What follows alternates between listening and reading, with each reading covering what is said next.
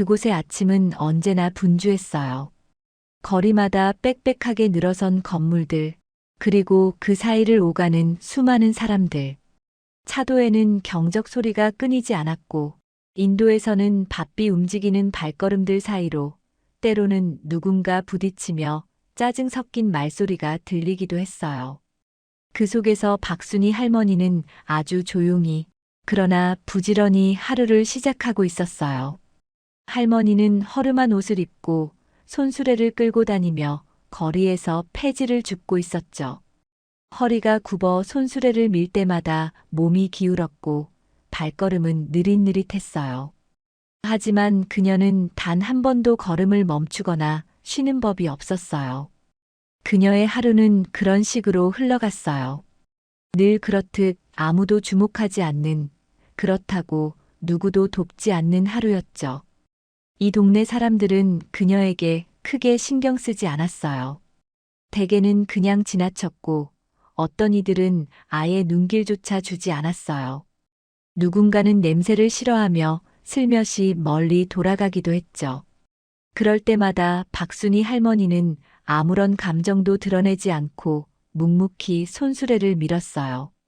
그 모습은 마치 주변의 시선을 전혀 느끼지 못하는 것처럼 보였어요. 그러나 정말 아무렇지 않은 걸까요? 사실 그녀는 모든 것을 알고 있었어요.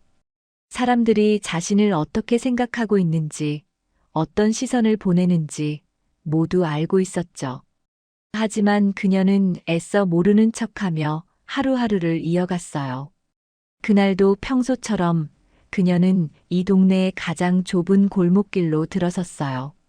이곳은 사람들이 별로 지나지 않는 곳이라 상대적으로 더 많은 폐지와 상자들이 방치되어 있곤 했어요. 할머니는 천천히 폐지를 모으며 손수레에 차곡차곡 쌓아 올렸어요. 힘겹게 상자를 들어 올릴 때마다 허리에서는 뻐근한 통증이 느껴졌지만 그녀는 아프다는 말을 꺼낸 적이 없었어요.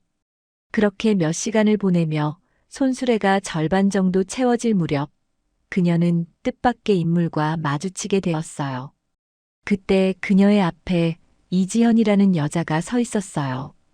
젊고 세련된 모습에 최신 유행하는 명품으로 온몸을 치장한 그녀는 단번에 눈에 띄었죠. 반짝이는 가죽 구두와 고급스러운 핸드백, 그리고 한껏 멋을 낸 화장은 그녀가 평소 어떻게 살고 있는지를 보여주는 듯 했어요. 그런 그녀가 박순이 할머니를 바라보며 눈살을 찌푸렸어요. 아, 여기서 뭐 하시는 거예요? 지연은 처음에는 순전히 궁금해서 물어본 거였어요. 하지만 그녀의 얼굴에는 이미 짜증 섞인 기색이 역력했어요. 박순이 할머니는 고개를 들어 그녀를 잠깐 바라보다가 다시 폐지를 집으려 고개를 숙였어요.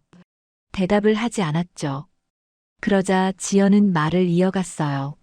저기요, 여기 깨끗한 동네예요. 이런 거 끌고 다니지 마시고 다른 데로 가시지 그러세요? 그녀의 말투는 점점 더 무례해졌어요. 박순이 할머니는 여전히 아무 말 없이 손수레를 밀며 그 자리를 지나가려 했어요. 그런데 지연은 거기서 멈추지 않았어요. 그녀는 코를 손으로 막으며 뒤로 물러났어요. 아, 냄새.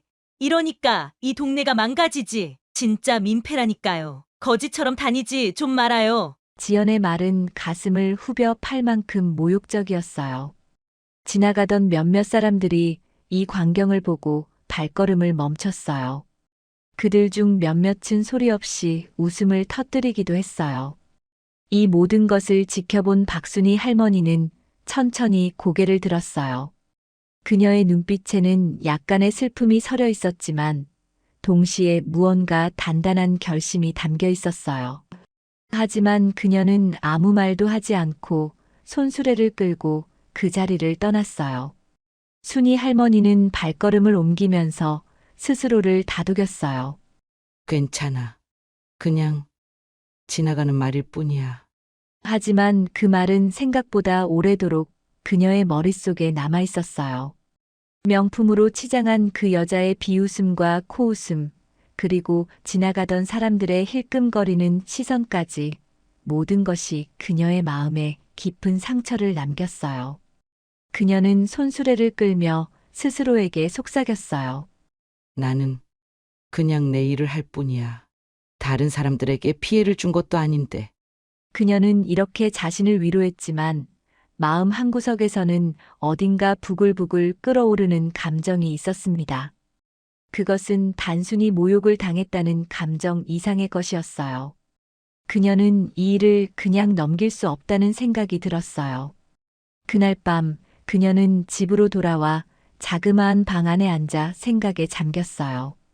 이 세상에는 정말 사람을 겉모습으로 판단하는 이들이 너무 많다고 느꼈어요. 그리고 그런 이들에게 자신이 누구인지 알려줘야겠다는 결심을 했어요. 그녀의 눈빛은 단호했고 그녀는 조용히 입을 굳게 다물었어요. 인생 호텔의 카페는 아침부터 분주했어요.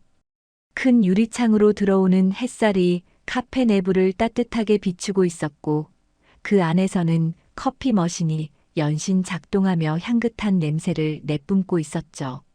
손님들은 고급 가죽 소파에 앉아 서로 대화를 나누거나 조용히 책을 읽으며 여유로운 아침 시간을 보내고 있었어요. 인생 호텔의 카페는 단순한 커피숍 이상의 장소였어요. 이곳은 호텔의 명성을 상징하는 공간이었고 그만큼 많은 사람들이 특별한 장소로 여기는 곳이었죠. 그 시각 문이 열리며 한 여자가 들어왔어요. 그녀는 최신 유행하는 명품백을 어깨에 걸고 있었고 발목까지 오는 긴 코트를 휘날리며 걸어 들어왔죠. 바로 이지현이었어요. 지연은 호텔의 정문이 아닌 옆쪽 VIP 입구로 들어와 카페로 곧장 향했어요. 그녀는 이곳이 자신의 단골 카페라는 듯 아주 자연스러운 걸음걸이로 자리를 잡았어요. 지연은 자리에 앉자마자 종업원을 불렀어요. 여기요. 이거 오늘 디저트 세트 메뉴는 뭐예요? 종업원이 친절히 설명하려고 다가가자 그녀는 말을 끊고 손을 들어 멈추게 했어요. 됐고요. 그냥 제일 비싼 거 주세요. 커피는 라떼로.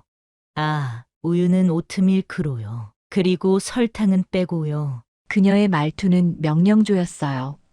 지연은 종업원이 고개를 숙이며 물러나는 것을 보고는 만족스럽게 미소를 지었어요. 그녀는 자신이 이곳의 VIP 손님으로 대접받는 것이 당연하다고 생각했죠. 하지만 지연은 몰랐어요. 이곳의 진짜 VIP는 자신이 아니라 거리에서 폐지를 줍던 박순이 할머니라는 사실을요. 박순이 할머니는 인생 호텔의 카페에서 멀지 않은 곳에 위치한 작은 사무실에 앉아 있었어요. 그녀는 낡은 책상 위에 펼쳐진 서류를 들여다보고 있었죠. 그것은 바로 호텔의 운영 보고서였어요. 종이 위에는 매출 현황, 수익 분석, 그리고 각종 고객 피드백이 정리되어 있었어요. 박순이 할머니는 나지막이 속삭이듯 중얼거렸어요. 이번 달 수익은 조금 늘었네. 다행이야. 하지만 유지비도 꽤 드는구나. 이 부분은 다시 점검해 봐야겠어. 그녀는 호텔 운영 상황을 누구보다 잘 알고 있었어요. 매일 저녁이면 호텔 CCTV 화면을 확인하며 직원들이 손님을 어떻게 대하는지 세심히 살폈어요. 종종 직원들 사이의 문제를 해결하거나 고객 응대 방식을 조정하기 위해 직접 지시를 내리기도 했죠. 하지만 호텔의 직원들은 그녀를 단순한 관리자 정도로만 알았어요. 그녀가 실제로 이 호텔의 주인이라는 사실은 아무도 몰랐거든요. 그녀는 과거에 대해 잠시 생각에 잠겼어요. 평생을 아끼고 절약하며 모은 돈으로 이 빌딩을 매입했던 순간이 떠올랐어요. 그때 그녀의 남편과 함께했던 추억이 스쳐 지나갔죠. 남편이 세상을 떠난 후 그녀는 더 강해져야 했어요. 호텔이 그녀와 남편의 마지막 유산이었으니까요. 그녀는 그 유산을 지키기 위해 사소한 것 하나하나까지 직접 챙기며 살아왔어요. 하지만 박순이 할머니는 화려한 삶을 원하지 않았어요. 그녀는 여전히 소박한 옷을 입고 거리에서 폐지를 줍는 일을 이어가며 검소하게 살아가고 있었어요. 사람들은 그런 그녀를 보고 평범한 할머니라고 생각했지만 그녀는 자신의 진짜 정체를 밝히지 않았어요. 그녀에게는 남들에게 보여주는 겉모습보다 진짜 자신의 삶이 더 중요했으니까요. 그날 오후 박순희 할머니는 카페의 CCTV 화면을 살펴보고 있었어요. 그녀는 익숙한 얼굴을 발견했어요. 바로 아침에 자신을 비웃던 명품녀 이지현이었죠. 그녀는 천천히 화면을 바라보며 입가에 쓴웃음을 지었어요. 저런 사람도 우리 호텔의 손님이라니. 세상 일이란 알 수 없구나. 그녀는 조용히 한숨을 쉬고는 보고서 작업을 이어갔어요. 하지만 마음 한구석에서는 그 여자가 계속 신경 쓰였어요. 자신을 무시했던 그 여자가 자신이 소유한 호텔에서 호화롭게 대접받고 있다는 사실이 이상하게 느껴졌죠. 그날 밤 할머니는 호텔의 상황을 점검하기 위해 직원 회의에 참석했어요. 그녀는 여전히 겉으로는 조용하고 평범한 관리자의 모습을 하고 있었어요. 회의에서 여러 의견이 오갔지만 그녀는 중요한 지점에서 날카로운 질문을 던지며 직원들을 이끌었어요. 최근 고객 불만 사항 중에서 서비스 관련 부분이 눈에 띄네요. 이 부분은 어떻게 보완할 예정인가요? 직원들은 그녀의 질문에 하나하나 답변했고 그녀는 고개를 끄덕이며 메모를 했어요. 하지만 회의가 끝난 후 그녀는 따로 카페 매니저를 불러 이렇게 말했어요. 오늘 아침에 카페에 온 손님 중에 특별히 거슬리는 행동을 한 사람은 없었나요?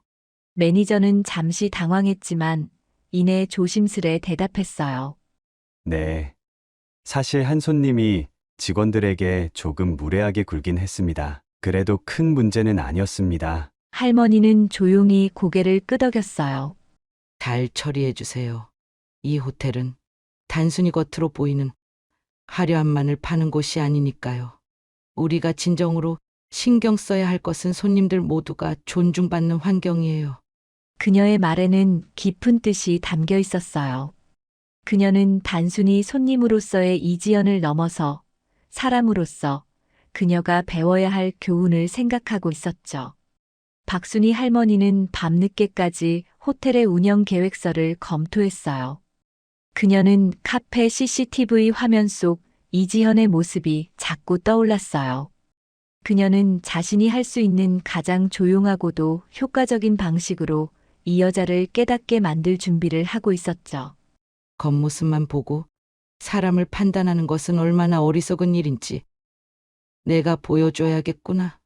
그녀는 속으로 다짐하며 미소를 지었어요. 그리고 자신의 다음 계획을 차근차근 세워나가기 시작했죠. 어느 늦가을 바람이 차갑게 불어오던 날이었어요. 박순희 할머니는 손수레를 끌며 늘 하던 대로 폐지를 모으고 있었죠. 골목길은 조용했고 그녀의 느린 발걸음 소리만이 공기를 가르고 있었어요. 그런데 그 순간 익숙한 목소리가 들려왔어요. 아직도 이런 거 끌고 다니세요? 진짜 대단하시다. 이렇게까지 하면서 살고 싶을까? 할머니는 고개를 들어 소리가 난 쪽을 바라봤어요. 아니나 다를까 명품으로 치장한 이지현이 서 있었죠. 그녀는 여전히 화려한 옷과 반짝이는 액세서리로 자신을 꾸미고 있었어요. 할머니를 본 그녀는 코웃음을 치며 말을 이었어요. 어휴, 이런 데서 뭐 하시는 거예요? 이런 데 돌아다니지 말고 유양원 같은 데 나가세요. 사람들이 다 싫어하는 거 안 보이세요? 할머니는 아무 말 없이 그녀를 바라보다가 고개를 숙였어요. 손수레를 잡고 천천히 발걸음을 옮겼죠. 하지만 이지연은 그걸로 멈추지 않았어요. 그녀는 일부러 더 크게 말하며 주변 사람들의 시선을 끌려고 했어요. 이런 사람들이 문제라니까요. 동네가 더러워지는 것도 모자라.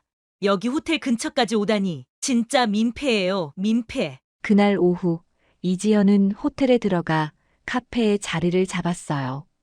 여전히 자신이 VIP 대접을 받는 손님이라는 점에 자부심을 느끼며 종업원들에게 주문을 했죠.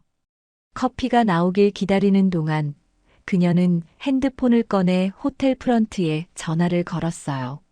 네, 인생 호텔이죠? 제가 좀 말씀드릴 게 있어서요. 방금 호텔 근처 골목에서 폐지 줍는 할머니를 봤거든요. 그런 분들 관리 안 하세요? VIP 손님들이 드나드는 곳인데 이미지에 안 좋은 영향 주는 거 아세요? 프런트 직원은 차분하게 대답했어요. 말씀 감사합니다. 고객님의 의견을 호텔 측에 전달하겠습니다. 하지만 이지연은 그 답변에 만족하지 않았어요. 아니, 전달만 할 게 아니라 조치를 하셔야죠. 저 같은 고객들이 기분 나빠서 안 오면 책임질 거예요? 이런 문제는 신속히 해결하셔야 하는 거 아닌가요? 직원은 다시 한번 공손히 대답했어요.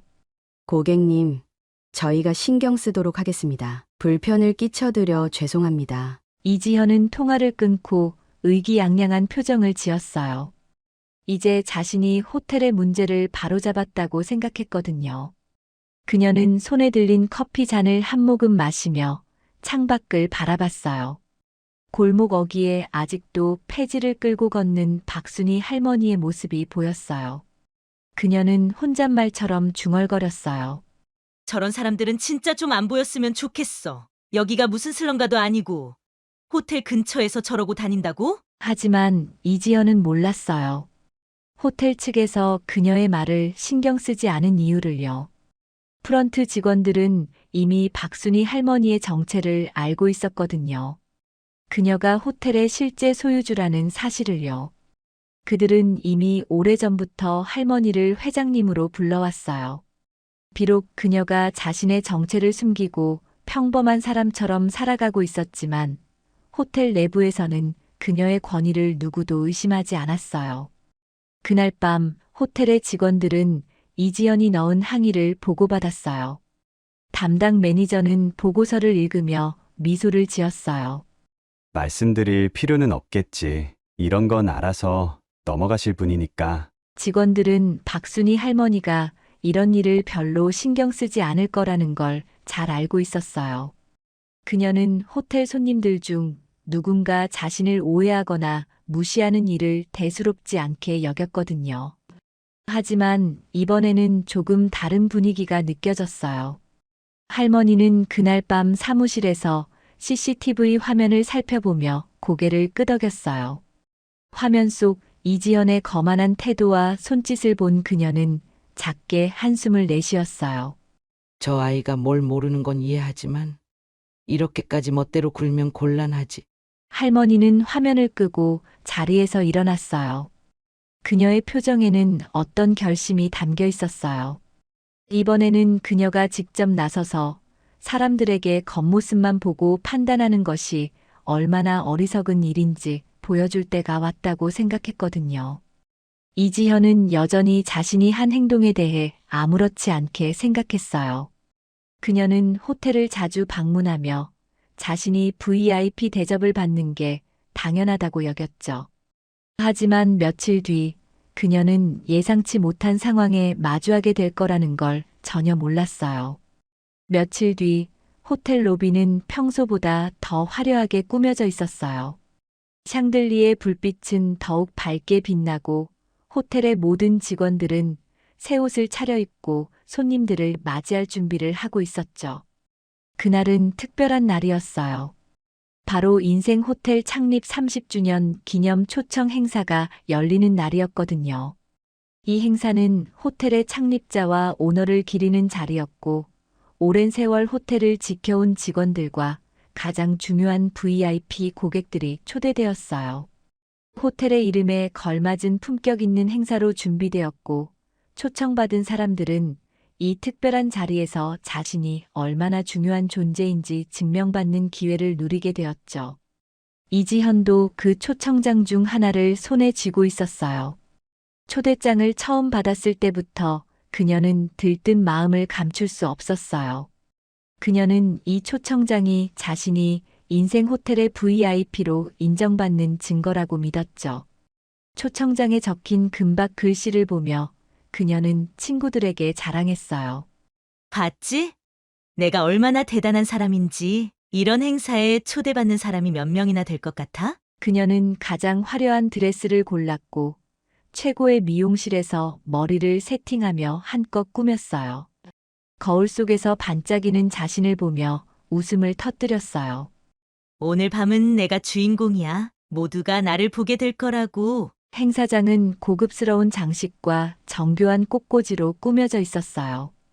벽에는 호텔의 역사를 보여주는 사진들이 걸려 있었고, 커다란 스크린에서는 과거와 현재의 호텔 모습이 번갈아가며 재생되고 있었어요.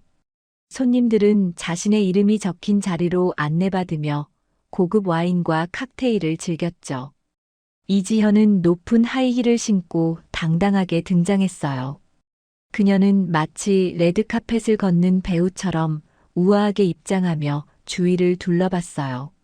모두가 그녀를 주목한다고 믿었던 그녀는 자신의 이름이 적힌 자리를 발견하고 만족스러운 미소를 지었어요. 역시 나야. VIP 자리에 앉게 되다니. 그녀는 주변을 둘러보며 자신과 비슷하게 꾸민 사람들을 살폈어요. 그런데 조금 뒤 스포트라이트가 무대 중앙을 비추며 호텔 관계자가 마이크를 잡았어요. 오늘 이 자리에 참석해 주신 모든 분들께 진심으로 감사드립니다. 이제 이 호텔의 진짜 주인을 소개해 드리겠습니다.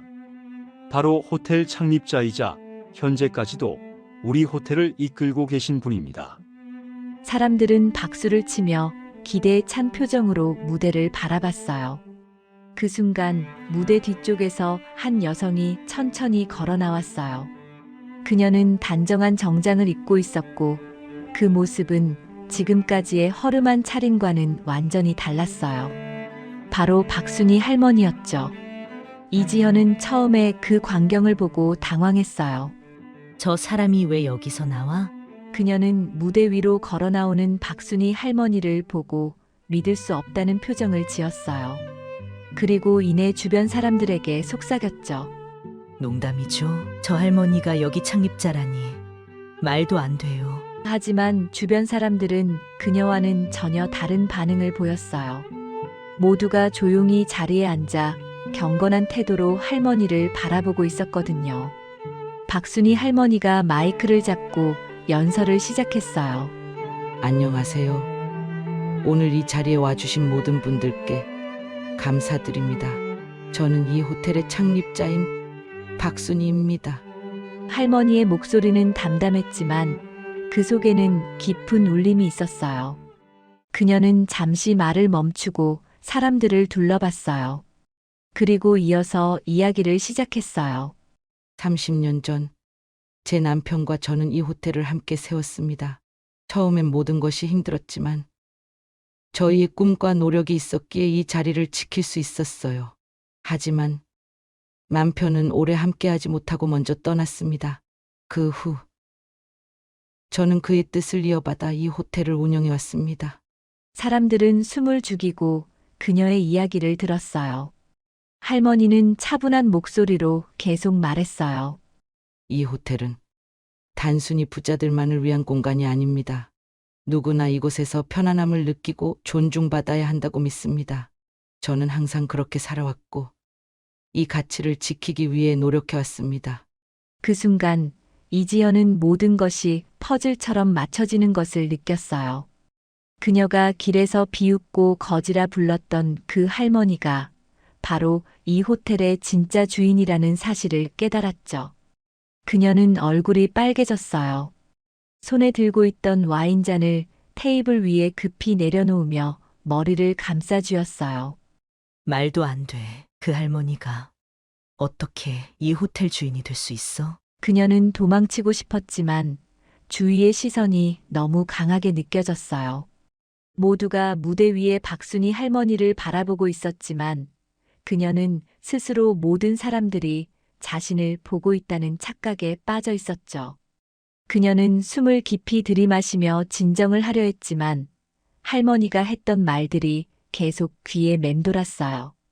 행사는 계속 이어졌지만 이지연은 더 이상 아무것도 들리지 않았어요. 그녀는 할머니를 비웃던 자신의 행동이 떠올랐고 그 순간마다 몸이 굳어졌어요. 할머니는 자신이 무시당했다는 사실을 드러내지 않았지만 그녀의 존재 자체가 이지현에게는 가장 큰 경고였어요. 박순희 할머니는 마지막으로 연설을 마치며 이렇게 말했어요. 겉모습으로 사람을 판단하지 마세요.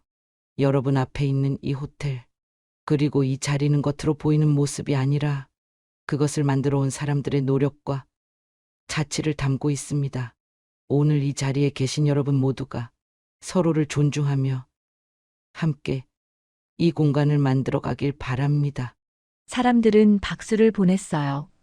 하지만 그 박수 소리는 이지현에게 너무 무겁게 느껴졌어요.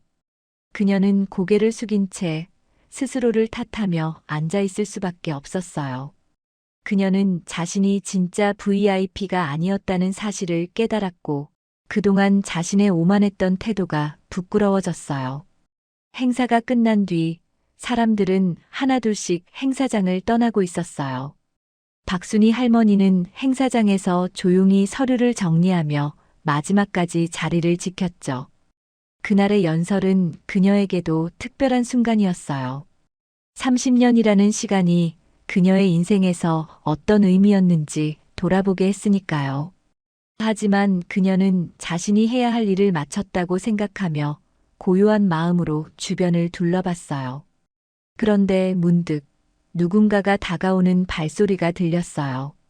고개를 들어보니 바로 이지현이었어요.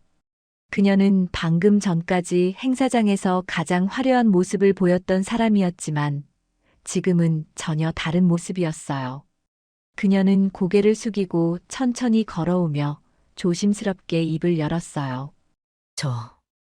잠깐 이야기 좀 나눌 수 있을까요? 할머니는 잠시 그녀를 바라보다가 고개를 끄덕였어요. 그래요. 무슨 일이죠? 이지현은 할머니 앞으로 와서 갑자기 무릎을 꿇었어요. 그녀는 고개를 들지 못한 채 말을 이어갔어요. 죄송합니다. 제가 정말 몰라봤습니다. 제가 너무 경솔했고 너무 무례했어요. 제 행동을 돌이켜보니 부끄럽기 그지없습니다. 그녀의 목소리는 떨리고 있었고 눈에는 금세 눈물이 고였어요.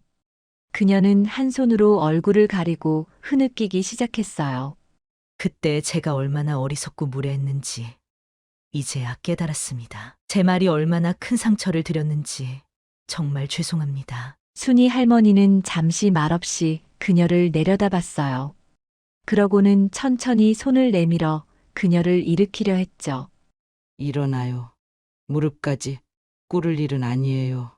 다만 이제는 그 행동이 잘못됐다는 걸 알았다면 그걸로 충분하답니다.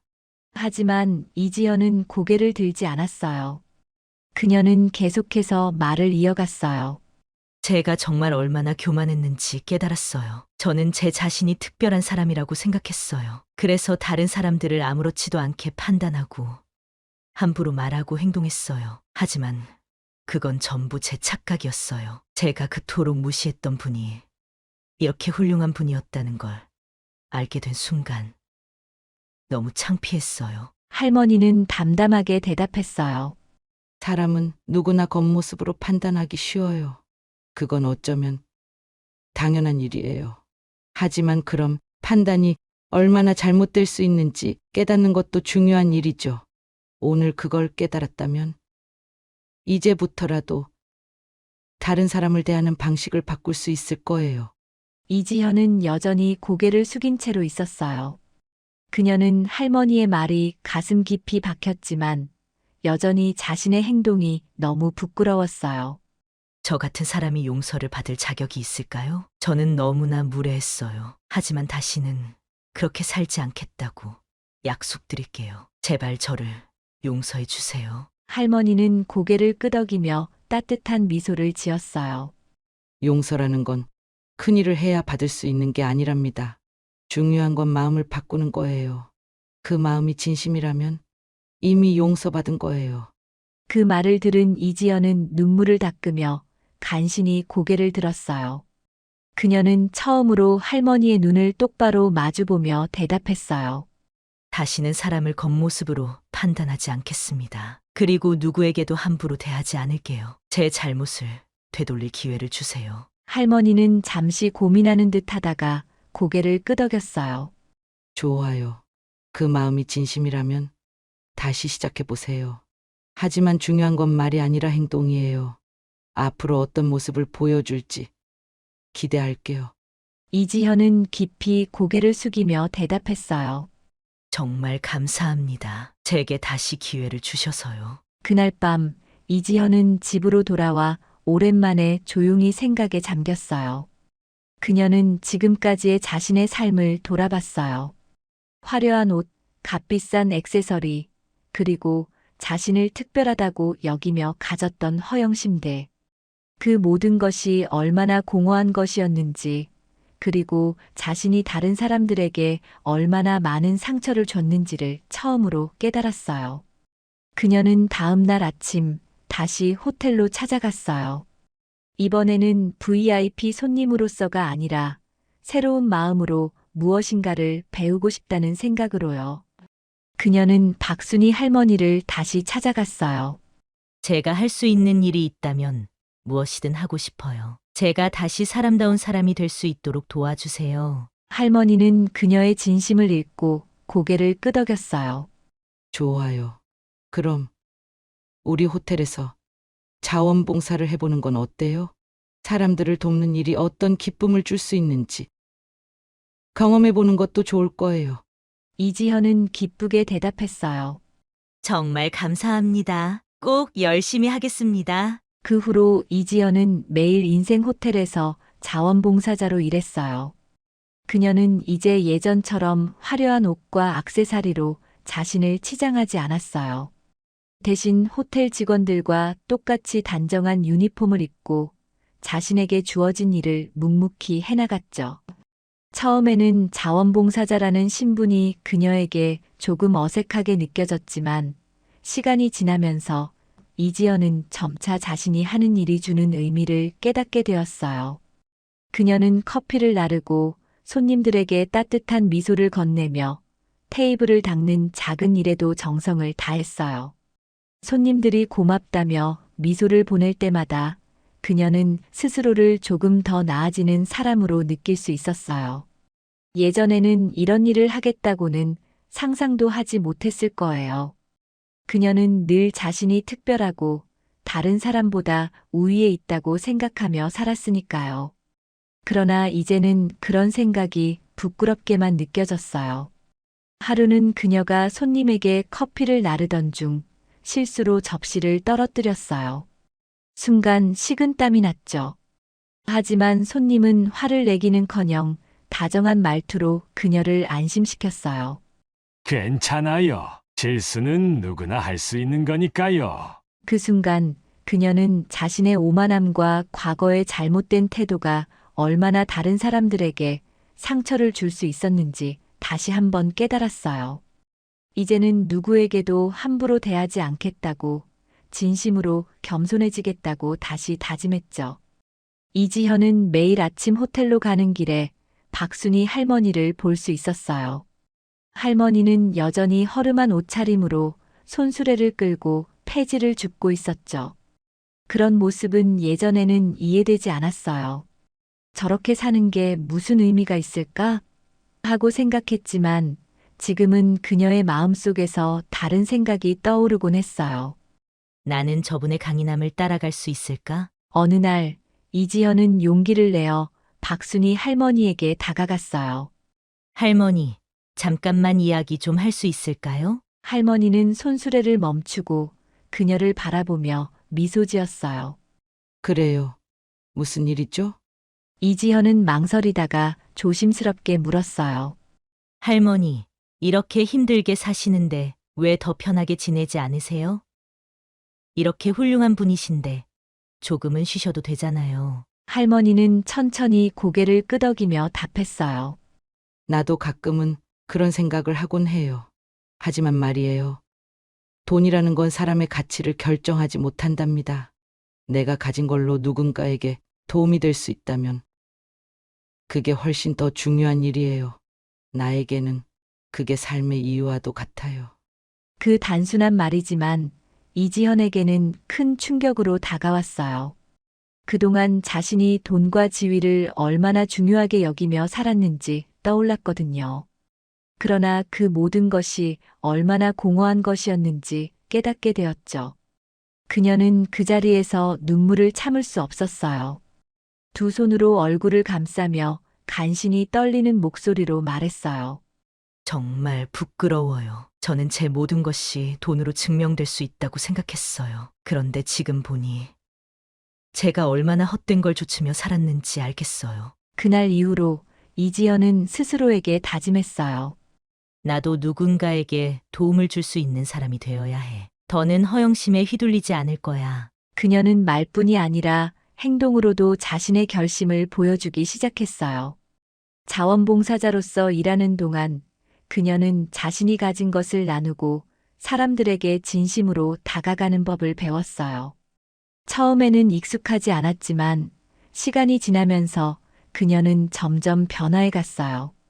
그녀의 변화는 호텔 직원들과 손님들에게도 선한 영향을 미쳤어요. 한 손님은 이지연에게 따뜻한 말을 건넸어요.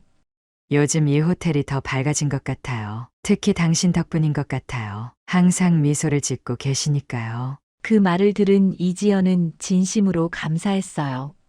예전에는 칭찬조차 당연하게 여겼던 자신이 이제는 그 작은 말 한마디에도 큰 위로와 기쁨을 느끼게 되었으니까요. 시간이 지나면서 이지연은 자신의 삶이 완전히 달라졌음을 느꼈어요. 그녀는 과거의 화려함이나 허영심을 추억하지 않았어요. 오히려 그때의 자신을 돌아보며 반성했고, 이제는 다른 사람을 돕는 일에서 진정한 행복을 찾았어요. 박순이 할머니는 여전히 그녀를 지켜보며 미소를 짓곤 했어요. 할머니는 이지연의 변화를 보며 마음속으로 속삭였어요. 그 마음이 변하지 않기를. 이제 이지연은 단순히 할머니의 가르침을 받은 사람이 아니라 스스로 다른 이들에게 선한 영향력을 끼치는 사람이 되었답니다. 그녀의 새로운 시작은 그녀의 삶뿐만 아니라 그녀가 만나는 모든 사람들에게 희망과 따뜻함을 전해주고 있어요. 두 번째 이야기. 주역은 평범한 소년이었어요. 서울 외곽의 허름한 아파트 단지에서 할아버지와 함께 살며 크고 작은 어려움을 겪으면서도 나름 잘 지내고 있었습니다. 어린 시절 부모님을 잃고 할아버지와 단둘이 살게 된 이후 그의 일상은 늘 비슷했어요. 학교가 끝나면 곧바로 집으로 돌아와 할아버지가 돌아오길 기다렸고 주말이면 함께 시장으로 나가 할아버지의 헌옷 가게를 도왔죠. 할아버지는 비록 평범한 헌옷 장수였지만 늘 유쾌했고 삶을 대하는 태도가 긍정적이었어요. 주여가, 힘든 날이 있어도 걱정 말아라. 세상은 다 돌고 도는 법이니까. 할아버지의 말은 늘 마음을 편안하게 해줬어요.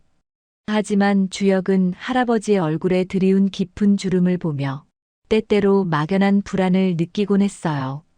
언젠가 이 평화로운 나날이 끝날 것 같았거든요.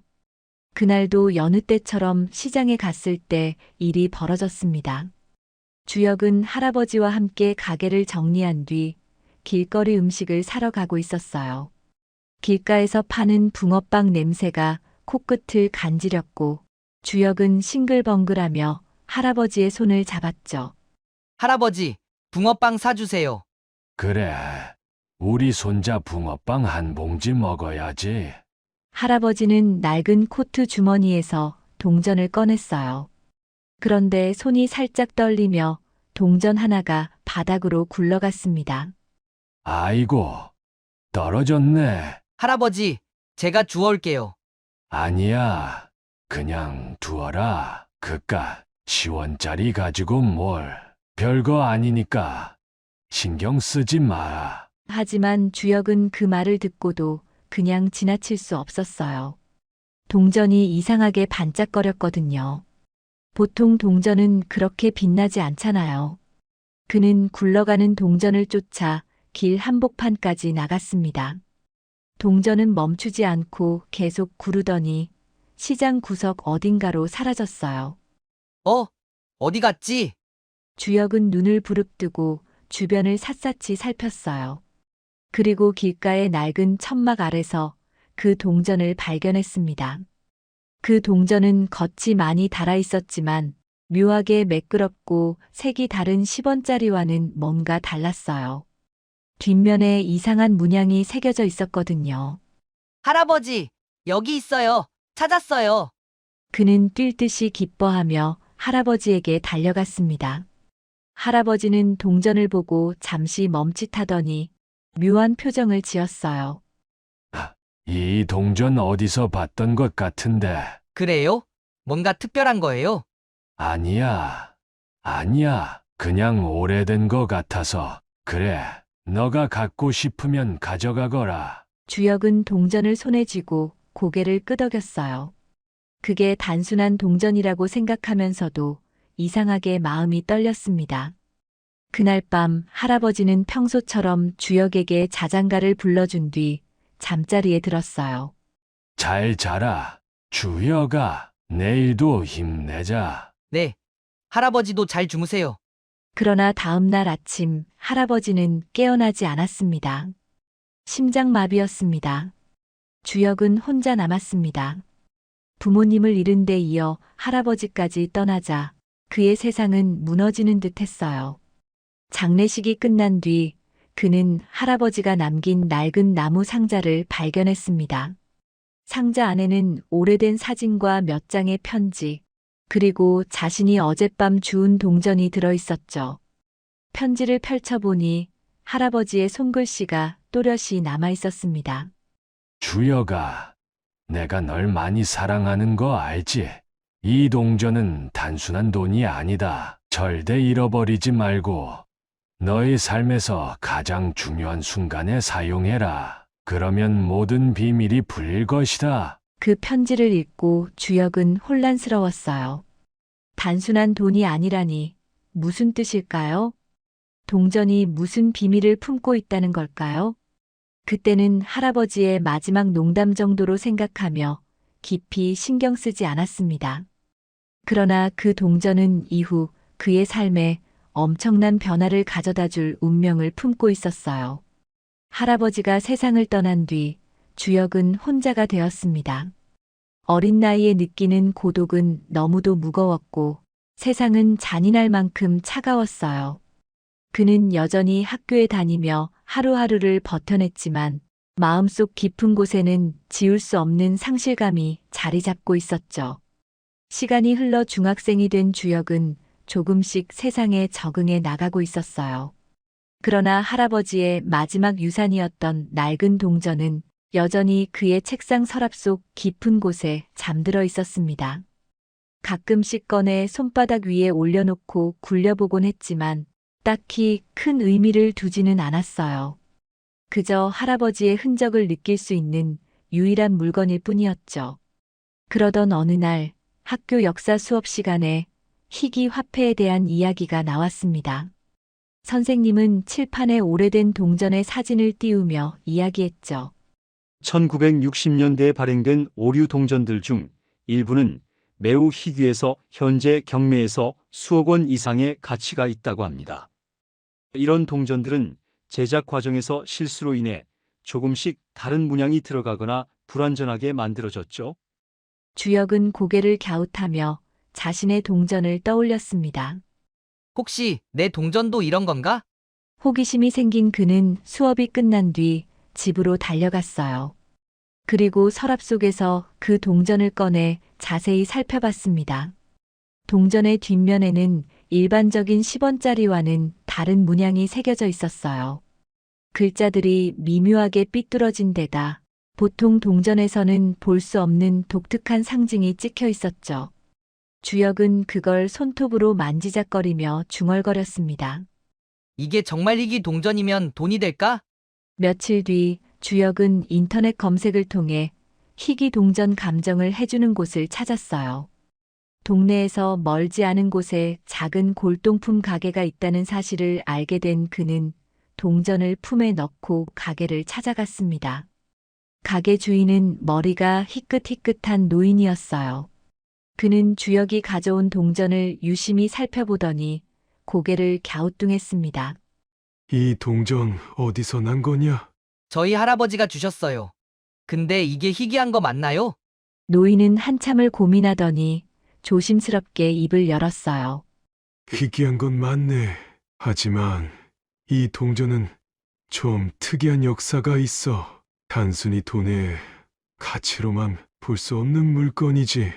혹시 너 이 동전 때문에 이상한 일이 생긴 적은 없었나?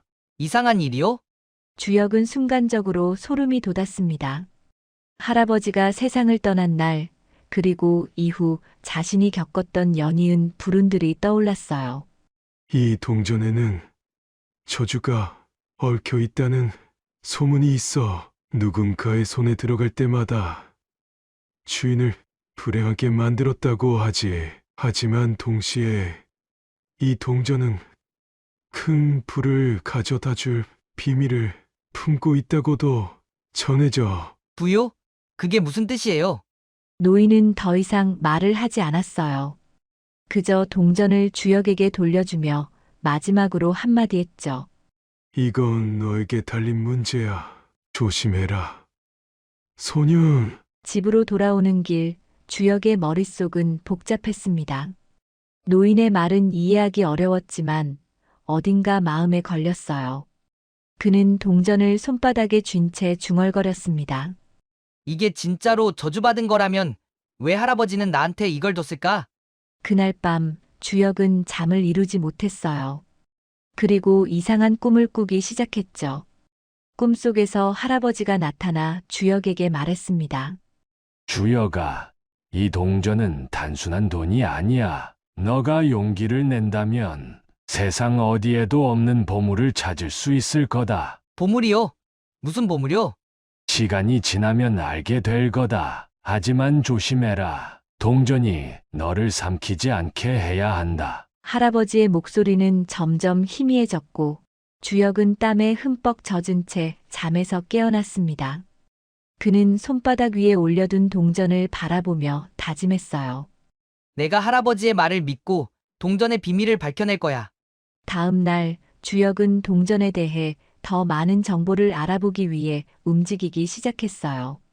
학교 도서관에서 희귀 동전과 관련된 책을 찾아 읽고 인터넷 게시판에 글을 올리며 관련 자료를 수집했죠.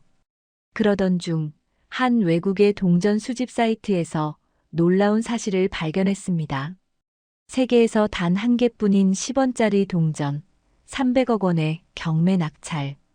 기사에 올라온 사진 속 동전은 자신이 가진 동전과 똑같아 보였어요. 주역의 심장은 미친 듯이 뛰기 시작했죠. 이게 진짜면 내 인생이 완전히 바뀌겠는걸? 그러나 동전의 진가를 증명하려면 복잡한 절차를 거쳐야 했고, 그는 직접 그 과정을 하나씩 밟아나가기로 결심했어요. 문제는 이 과정에서 누군가 그를 주시하기 시작했다는 거였어요. 어느 날 밤 집 앞에 의문의 남자들이 서 있는 걸 발견했어요. 그들은 주역을 향해 위협적인 목소리로 외쳤습니다. 너 동전 어디 있지? 순순히 내놓으면 목숨만은 살려주마. 주역의 일상은 이제 더 이상 평범하지 않았어요.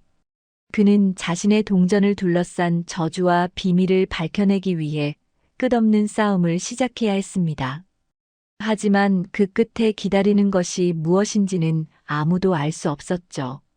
의문의 남자들에게 쫓기던 날 이후 주역은 그야말로 전쟁 같은 하루하루를 보내고 있었어요. 동전을 품속에 숨긴 채 그는 숨죽이며 도망쳤고 친구들에게조차 상황을 털어놓지 못했습니다. 하지만 그는 확신했어요. 이 동전에는 단순히 돈의 가치뿐만 아니라 거대한 비밀이 숨겨져 있다는 것을요. 주역은 그날 밤 한적한 도서관에 숨어들었습니다. 인터넷 카페에서 만난 한 희귀 화폐 전문가와 메신저로 연결되었거든요. 이 동전이 정말로 300억짜리 희귀 동전이라고요? 화면 속의 남자는 긴 침묵 끝에 대답했어요. 단순히 희귀한 물건이 아니라 이 동전은 오래된 지도와 연결된 암호장치라는 설이 있어요. 지도요? 1950년대 말 금괴가 감춰졌다는 전설을 들어본 적이 있나요? 실은 그 전설 속 금괴의 위치를 이 동전이 가리키고 있다는 추측이 있습니다. 그래서 이 동전을 손에 넣으려는 사람들이 이렇게 많은 겁니다. 주역의 머릿속은 아수라장이 되었어요. 금괴라니 영화에서나 나올 법한 이야기가 눈앞에 펼쳐지고 있었죠. 그럼 이 동전으로 금괴를 찾을 수 있다는 거네요? 이론적으로는요. 하지만 암호를 풀어야 합니다. 동전의 문양과 숫자가 뭔가를 의미할 거예요. 근데 왜 사람들은 그걸 저주받은 동전이라고 부르는 거죠? 전문가는 잠시 고민하다가 대답했어요. 그 동전은 탐욕을 부른다는 소문이 있습니다. 그것을 손에 쥔 사람은 필연적으로 불행을 겪게 되고 동전을 빼앗으려는 사람들로부터 평생 쫓기게 된다고 하죠. 선택은 당신 몫입니다. 계속 가지고 있을지 아니면 안전한 곳에 넘길지요. 주역은 더 이상 도망치고만 있을 수 없었어요. 그는 동전을 꺼내 손바닥 위에 올려놓고 한참을 바라보다가 결심했죠. 이 비밀을 꼭 풀어낼 거야. 할아버지가 내게 이걸 남긴 데에는 분명 이유가 있을 거야. 그는 동전에 새겨진 문양과 숫자를 분석하기 위해 밤을 새웠어요. 동전에는 일반적인 10원짜리와 다른 몇 가지 특징이 있었어요.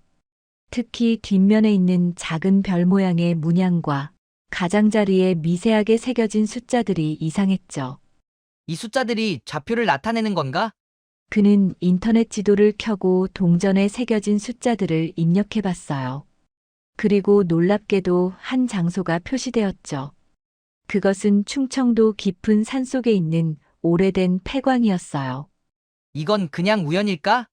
그러나 주역의 직감은 아니라고 말하고 있었어요. 그는 바로 그 장소로 가보기로 결심했죠. 폐광으로 떠날 준비를 하는 동안에도 주역은 여전히 의문이 남자들에게 쫓기고 있었습니다. 그들은 점점 더 대담하게 주역의 주변을 맴돌았고 그가 사는 고시원까지 찾아와 협박하기 시작했어요. 동전을 넘겨라. 그렇지 않으면 너가 사랑하는 사람들도 위험해질 거다. 이 말에 주역은 온몸이 얼어붙었어요. 그는 스스로를 보호하기 위해 중고로 산 오토바이를 타고 서울을 떠났습니다. 목적지는 충청도 폐광. 그는 오토바이를 몰며 마음속으로 다짐했죠. 누가 뭐래도 나는 이 동전의 비밀을 풀 거야. 절대 포기하지 않을 거야.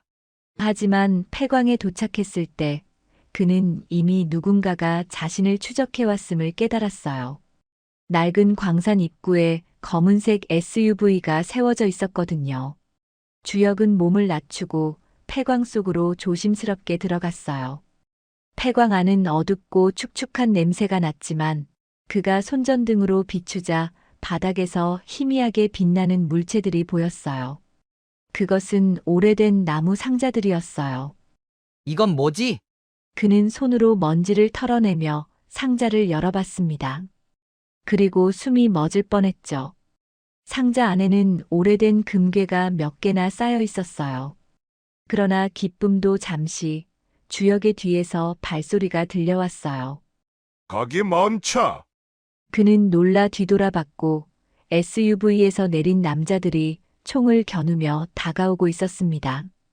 우리가 그렇게 찾던 동전과 금괴를 손에 넣었군. 이제 그걸 넘겨라.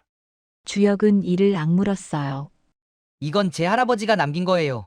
당신들한테 넘길 수 없어요. 그런 소리는 필요 없다. 우린 이미 이 동전의 위치를 알아냈고, 넌 더 이상 필요 없어. 그 순간 폐광 밖에서 경찰차의 사이렌 소리가 들렸어요. 폐광으로 떠나기 전 동전 전문가에게 도움을 요청하며 만일의 사태에 대비해 경찰에 신고해둔 상태였죠. 경찰은 남자들을 체포했고 주역은 금괴를 보호할 수 있었습니다. 경찰 조사를 통해 밝혀진 사실은 더욱 놀라웠어요. 그 금괴들은 한국 전쟁 당시 숨겨졌던 군 자금의 일부였고 동전은 그것을 가리키는 열쇠 역할을 했던 것이었죠. 그 후 주역은 금괴의 일부를 정부에 반환했고 남은 일부에 대한 보상으로 막대한 돈을 받게 되었어요. 단순히 돈이 아니라 이 경험을 통해 그는 자신의 삶에 대한 새로운 목표를 세우게 되었죠. 20년이란 시간이 흘렀습니다. 주역은 이제 세계적인 투자자로 성장해 이름만 들어도 모두가 알 정도로 유명한 억만장자가 되었어요. 희귀 동전으로 시작된 그의 여정은 그를 재화뿐만 아니라 예술, 기술, 부동산 등 다양한 분야에 투자하는 거물로 만들었습니다. 그러나 주역은 여전히 할아버지가 남긴 동전을 간직하고 있었어요. 그의 책상 위 가장 눈에 띄는 곳에 유리 케이스에 넣어 보관된 그 동전은 그에게 단순히 돈 이상의 의미를 가지고 있었죠. 모든 게 여기서 시작됐지. 그는 바쁜 일정 속에서도 때때로 동전을 들여다보며 회상하곤 했습니다. 하지만 그날 그가 가장 소중히 여겼던 동전이 사라지는 일이 벌어졌어요. 어느 날 아침 주역은 자신의 사무실에서 이상한 기운을 느꼈습니다. 분명 전날까지만 해도 유리 케이스 안에 있던 동전이 감쪽같이 사라져 있었어요. 경비 시스템에도 이상이 없었고 범인의 흔적조차 없었습니다. 이건 단순한 도둑질이 아니야. 주역은 다시금 20년 전 자신을 쫓던 사람들이 떠올랐어요. 혹시 그들이 다시 나타난 것은 아닐까 하는 의심이 들었죠. 그는 곧바로 경찰에 신고했지만 동전은 여전히 행방불명이었어요. 그런데 그날 밤 주역은 익명의 발신자로부터 전화를 받았습니다. 동전이 필요하다면 다시 협상 테이블에 앉아야겠지. 누구냐? 너가 그 동전을 가져간 거냐? 그 동전은 너희 것이 아니야. 다시 원래의 주인에게 돌아가야 할 때가 됐다. 그 순간 주역은 동전이 여전히 자신만의 소유물이 아니었다는 사실을 깨달았어요. 누군가는 여전히 그것을 쫓고 있었고 그 동전이 가진 비밀은 끝난 것이 아니었던 겁니다. 주역은 자신의 네트워크를 총동원해 동전을 찾기 시작했어요. 여러 전문가들과 협력하며 동전에 담긴 진짜 의미를 추적했죠. 그 과정에서 그는 동전의 문양이 단순히 금괴의 위치를 가리키는 열쇠가 아니라는 사실을 알게 되었어요. 문양은 수백 년 전부터 이어져 내려온 고대의 암호로 전 세계적으로 숨겨진 또 다른 비밀 장소들을 가리키고 있었던 거였어요. 그리고 놀랍게도 이 장소들은 모두 세계적인 전설로 알려진 보물과 연결되어 있었죠. 이건 단순히 한 개의 금괴로 끝날 일이 아니었어. 주역은 동전이 더 거대한 음모와 연결되어 있음을 깨닫고 동전을 되찾기 위해 범인과 위험한 게임을 시작했어요. 주역은 범인의 전화를 받고 난 뒤 혼란과 두려움에 휩싸였지만 곧 결심했습니다. 이 동전은 단순한 금속 덩어리가 아니라 그의 삶을 바꾼 할아버지의 유산이자 모든 희망의 시작이었기 때문이죠. 그는 동전을 되찾기 위해 스스로 움직이기로 했습니다. 범인은 그에게 서울 외곽의 한 폐창고로 오라는 메시지를 보냈어요. 혼자 와라. 다른 누군가를 끌어들였다가는 너가 원하던 건 영원히 사라질 거야. 주역은 단서를 쥐고 곧바로 현장으로 향했습니다. 폐창고에 도착하자 어둠 속에서 몇 명의 남자들이 나타났습니다.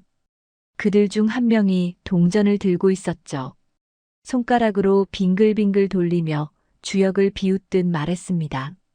이걸 찾으러 왔나 보군. 너가 이렇게 끈질길 줄은 몰랐다. 그건 내 거야. 돌려줘. 주역은 떨리는 목소리로 외쳤지만 상대방은 코웃음을 치며 대답했어요. 너 거? 이건 우리 모두가 탐내는 보물이야. 너가 이 동전의 진짜 가치를 알기나 하는 거냐?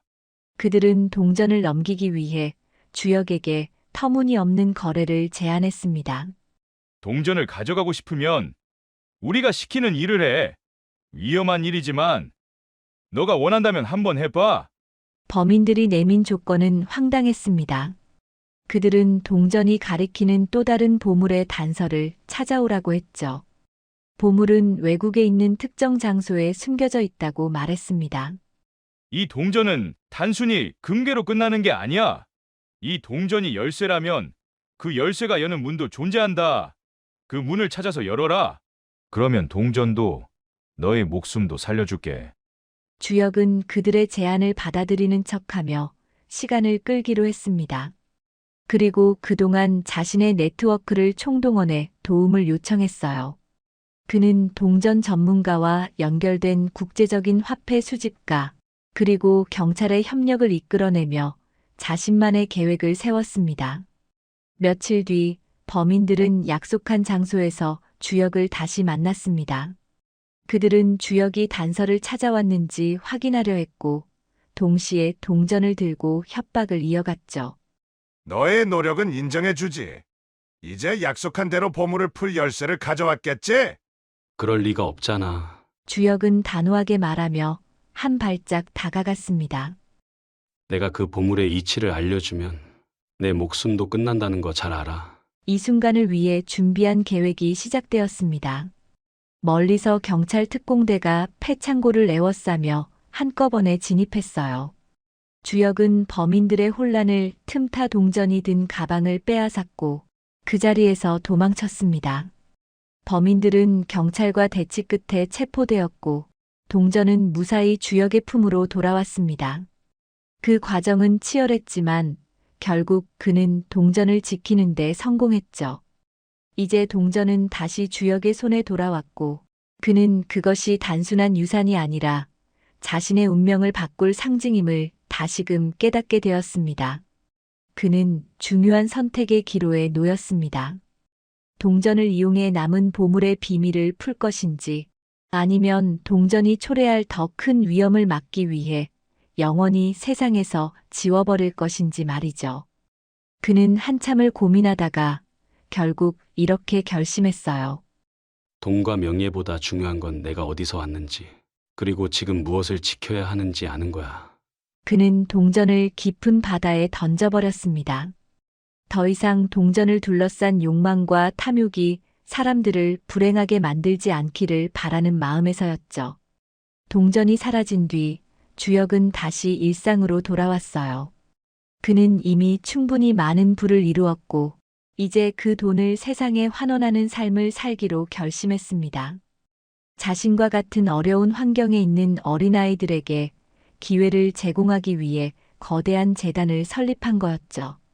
인터뷰에서 주역은 이렇게 말했어요. 동전 하나가 제 삶을 바꿨습니다. 하지만 그 동전이 제게 진정으로 가르쳐 준 것은 돈이 아니라 삶을 대하는 태도였어요. 무엇을 지켜야 하고 무엇을 내려놓아야 하는지 아는 게 진정한 성공의 시작입니다. 그의 이야기는 세상에 큰 울림을 주었고 사람들은 그의 여정을 통해 욕망과 용기의 균형을 배우게 되었어요. 할아버지가 흘린 동전은 단순한 쇳덩이가 아니었어요. 그것은 과거와 미래를 잇는 달이었고 주역의 손에서만 반짝이는 세상의 비밀이었죠. 그 동전은 때로는 무겁게, 때로는 가볍게 그의 삶을 흔들었어요. 사랑과 상실, 욕망과 두려움의 흔적을 따라 돌고 돌며 결국 그에게 하나의 이야기를 남겼습니다. 작은 것이 큰 것을 바꿀 수 있단다. 어린 시절 할아버지가 나지막이 들려주었던 그 말이 동전 위에 새겨진 듯 주역의 마음속에서 메아리 쳤어요. 손바닥 위에 올려둔 동전은 때로 불길처럼 뜨거웠고 때로 겨울의 바람처럼 싸늘했죠. 그러나 주역은 그것을 놓지 않았어요. 그것이 고통이어도 그것이 축복이어도 그는 끝까지 품었습니다. 바닷속으로 던져진 동전은 그곳에서도 반짝이며 이야기를 속삭이고 있었어요. 깊고 푸른 물결 사이에서 그것은 여전히 금빛으로 빛났습니다. 누군가는 그 동전이 여전히 저주를 품고 있다고 말했지만 주역은 알고 있었어요. 그것은 저주가 아니라 선택이었어요. 자신이 가야 할 길을 스스로 결정하는 힘. 시간은 다시 흘렀고 세상은 여전히 바빴지만 주역은 어딘가 고요한 마음으로 새로운 날들을 마주했어요. 사람들은 그의 성공과 부를 칭송했지만 그는 언제나 마음속으로 알았죠. 자신을 만든 것은 그 작은 동전 하나가 아니라 그 동전을 품었던 자신의 꿈과 끈기였다는 것을요. 어느 날 주역은 바닷가를 거닐다가 파도에 반사된 태양빛을 보며 웃었어요. 그것은 마치 오래전 그의 손바닥 위에서 반짝이던 동전 같았거든요. 그 빛은 그에게 속삭였어요. 끝이 아니라 시작이다. 모든 것은 계속 이어진다. 그리고 그는 조용히 눈을 감고 마음속으로 대답했어요. 내가 남긴 빛은 내가 간직할게. 이제는 나의 길에서 새로운 별을 만들 차례야. 빛은 다시 태어났고 이야기는 끝났지만 또 다른 누군가의 시작이 되었습니다.